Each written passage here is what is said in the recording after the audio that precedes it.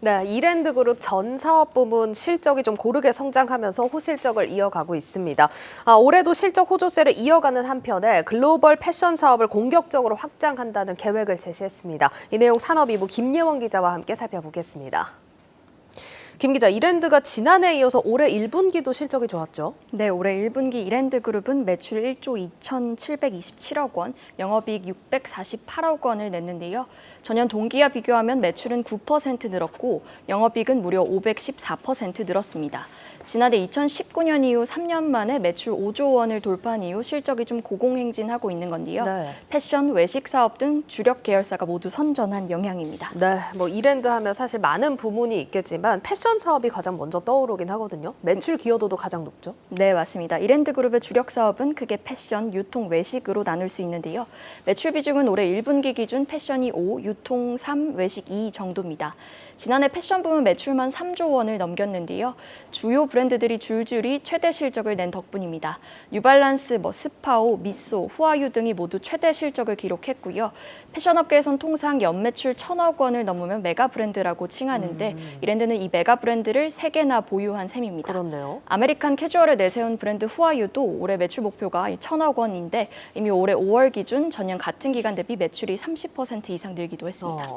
이게 리오프닝 시기랑 맞물려서 의류 구매가 늘어난 영향이 컸다, 이렇게 봐야겠죠? 네, 맞습니다. 외출이 잦아지면서 아무래도 의류 소비 수요가 좀 증가했고요. 네. 또 이와 함께 금리 인상과 고물가로 지갑이 얇아진 소비자들이 좀 가성비를 내세우는 이랜드 브랜드를 찾은 점도 주요했다는 분석입니다. 코로나19 기간 동안은 이른바 보복 소비가 많았죠. 해외여행길이 막히면서 상대적으로 주머니가 좀 넉넉해지자 고가 패션에 좀 눈을 돌렸었는데 네. 최근엔 물가 인상으로 좀 소비 여력이 떨어지면서 출근 등 좀 일상복에선 비교적 저렴한 SPA 브랜드나 중저가 브랜드로 좀 수요가 몰리는 겁니다. 그래서 불황에 강한 이랜드다, 이런 얘기가 나오는 것 같네요. 다음은 이제 외식 사업 부문도 한번 볼 텐데 지난해 흑자 전환에 성공했더라고요. 네, 이랜드의 외식 사업을 담당하고 있는 이랜드 이츠가 지난해 60억 원의 영업이익을 내며 흑자로 좀 전환했었는데요. 네. 대표 브랜드가 바로 뷔페 체인 애슐리입니다. 코로나 기간 동안은 뷔페 가기 꺼려하는 분들이 좀 많이 계시다 보니 이랜드 이츠의 실적도 좀 줄곧 악화됐었는데요. 지난해 매출은 코로나 이전인 2019년을 뛰어넘으며 본격 좀 회복을 시작했습니다. 네, 지금 통계가 나오고 있지만 적자폭이 600억 원대였는데 지금 빠르게 좀 흑자 전환에 성공을 한 것 같거든요. 체질 개선에 성공을 한 영향이 있다, 이렇게 봐야겠죠? 네, 맞습니다. 이 기간 동안 2020년부터 단행한 수익성 개선 사업이 좀 성과를 내고 있는 건데요. 부실 점포는 좀 빠르게 철수를 했고요.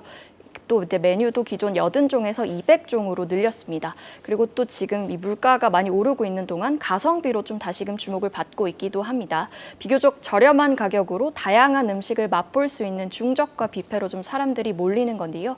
올해 1분기에도 이 애슐리 퀸즈 전 점포의 매출이 작년보다 35% 늘었거든요. 이제 신도시 지역에서는 평일 저녁에도 1시간 이상 대기해야 할 정도다, 이렇게 보이는데요. 네. 월 매출이 5억 원 이상인 매장 수도 팬데믹 기간엔 하나도 없다가 지난달 6개까지 좀 많아졌습니다. 현재 애슐리 퀸즈 매장이 전국에 62개인데 최근 인기에 힘입어 올해 80개까지 늘릴 계획입니다. 알겠습니다. 자, 지금 패션도 그렇고 외식 사업도 그렇고 고물가에 오히려 소비자들의 선택을 받는 것 같습니다. 이런 가운데 이랜드가 올해 패션 사업을 더 확장하겠다, 이런 계획도 발표를 했어요. 네, 맞습니다. 이랜드가 지난 1월 이제 한중 패션 총괄 대표로 최훈식 대표이사를 좀 선임을 했는데요. 중국 시장을 시작으로 글로벌 사업을 좀 본격 확장하겠다는 계획입니다. 가장 핵심은 SPA 브랜드 스파오를 이제 글로벌 브랜드로 만들겠다는 건데요. 현재 중국에서 직진출 매장 1개, 일반 매장 11개를 운영 중인데 이 일반 매장을 모두 직진출 매장으로 바꾸겠다는 겁니다. 원래 중국에서는 이제 한국과 다른 전용 상품을 설계해 좀 판매하는 방식이었는데 올해부터는 한국의 상품을 그대로 중국에 가져와서 팔겠다는 거고요. 그간 독립해서 운영하던 패션 사업을 좀 통합해서 효율화도 가능하고 또 한국의 제품을 그대로 팔아도 되겠다, 이런 확신도 좀 있었다고 합니다. 네. 이와 함께 뉴발란스 키즈 매장도 기존 220개에서 올해 2배가량 늘릴 예정이고 후아유도 올해 직진출을 앞두고 있습니다. 네, 이게 글로벌 사업 확장 계획은 좋긴 한데 중국이라는 점이 좀 마음에 걸리긴 합니다. 중국에서 한한령이 다시 부활하는 거 아니냐, 이런 우려도 커지고 있는 시점이어서 중국 사업 어떻게 될 걸로 보입니까? 네, 한한령이 좀 부활할 조짐을 좀 보이면서 네. 아무래도 투자비나 고정비가 많이 드는 직진출에 대한 우려 섞인 시선이 좀 나오기도 하는데요.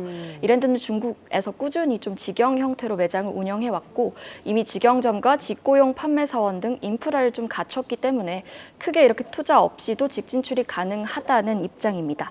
다만 이랜드가 최근 주채무 계열 기업군으로 지정이 되면서 재무 건전성에 대한 시장의 우려가 좀 제기가 되는데요. 올해 1분기 기준 총 차입금이 4조 원대이고 1년 내 갚아야 하는 유동성 차입금의 비중이 높은 것도 좀 부담입니다. 회사 측은 이에 대해서 부채 비율을 100% 중반대를 유지하고 있어 이제 재무 건전성에는 문제가 없다면서도 이렇게 확장 또한 무리한 차입을 통해 진행하지 않고 수익성 관점으로 좀 진행하겠다 이렇게 밝혔습니다. 네, 잘 들었습니다. 산업 2부 김예원 기자였습니다.